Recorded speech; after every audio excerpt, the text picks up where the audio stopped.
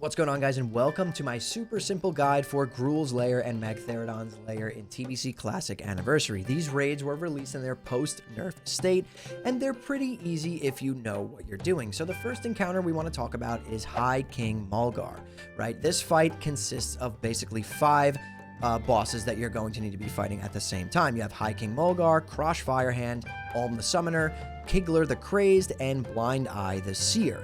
Okay, so the way that you're going to set up this fight is to basically have someone in your raid pretty much tanking each one of these ads.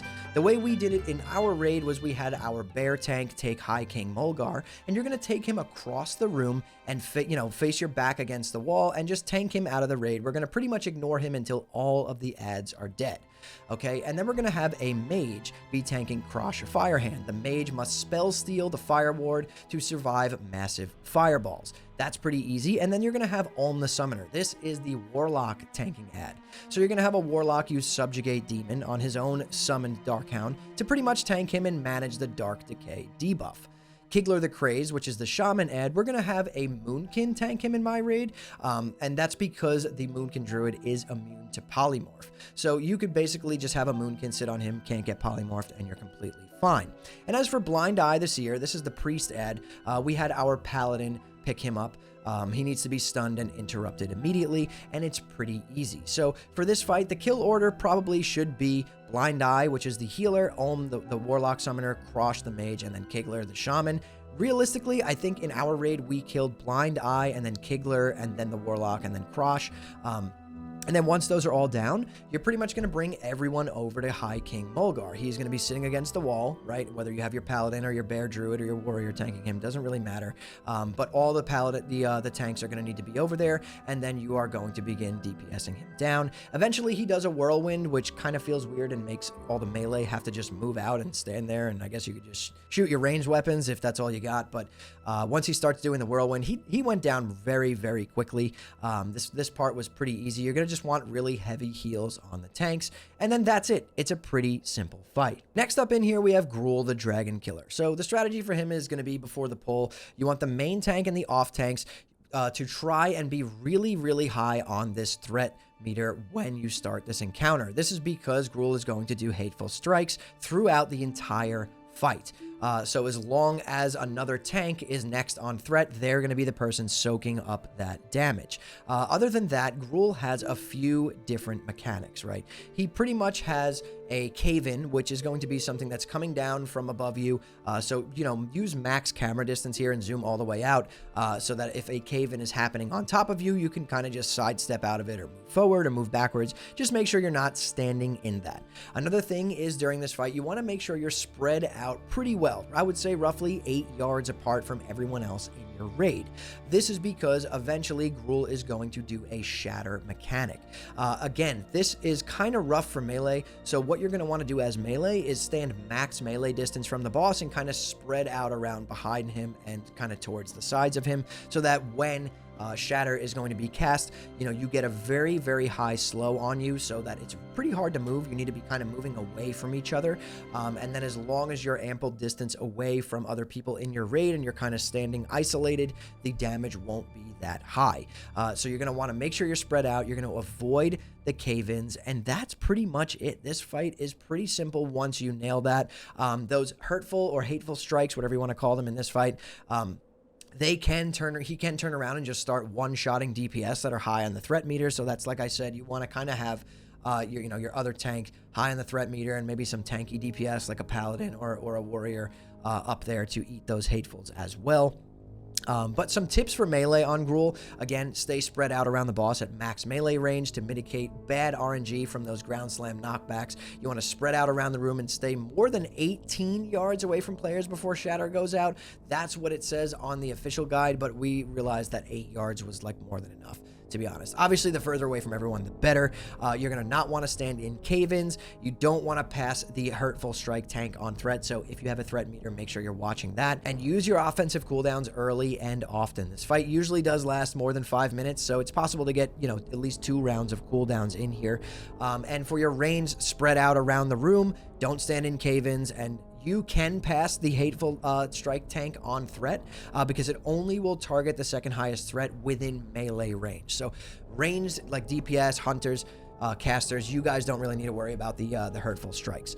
As for our healers, though, tips for you guys is, be prepared to spam healing over time abilities on the tanks before a reverberation goes out, or you'll be silenced for 4 seconds and will not be able to heal.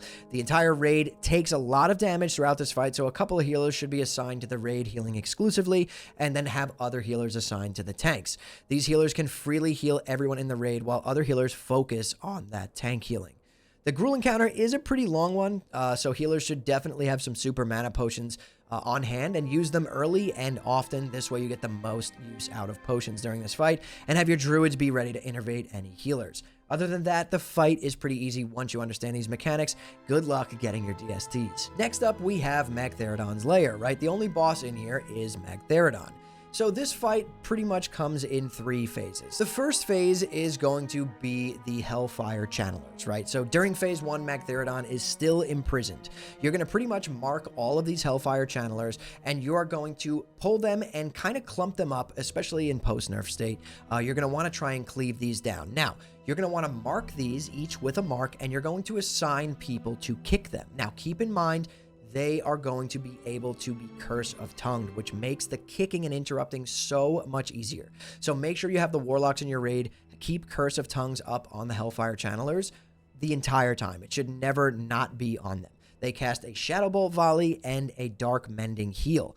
Now, this could pretty quickly get out of hand, but if you control it right, it's very, very easy. Again, assign specific people on each one to stay on them and kick them until the mob is down.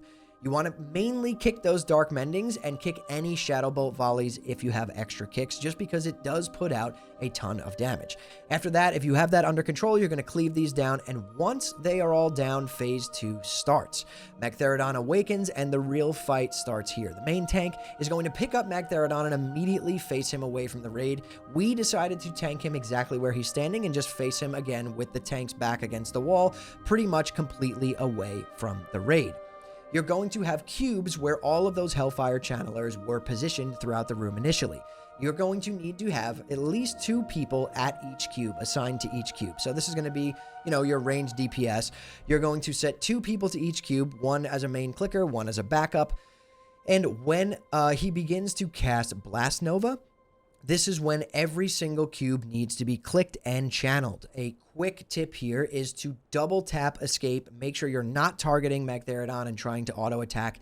Then click your cube and do not move. This is a channel. If you move, it breaks the channel. And if one person misses the click, it could wipe the raid.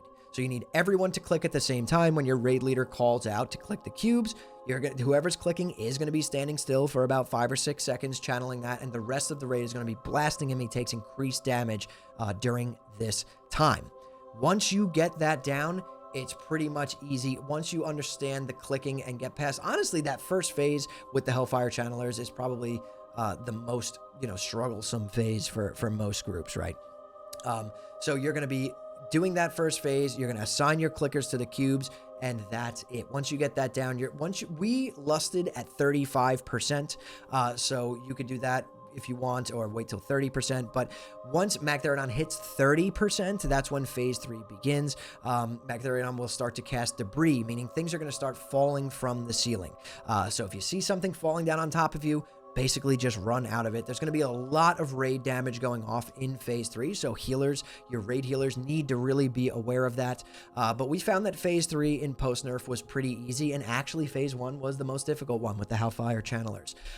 As long as people understand their kick assignments in phase 1, their cube click assignments in phase 2, and people try and move out of falling debris in phase 3, you guys are going to down this boss. It really wasn't that bad. So I hope that helped you guys out. Like the video if you enjoyed it. Follow me over on Twitch, twitch.tv/hammerdance. We stream Monday through Friday at 8 p.m. Eastern Time. And subscribe to the channel if you love Classic WoW just as much as me. But anyways, guys, thank you so much for watching and listening in. I hope this guide was able to help you out. I'll see you in the next one.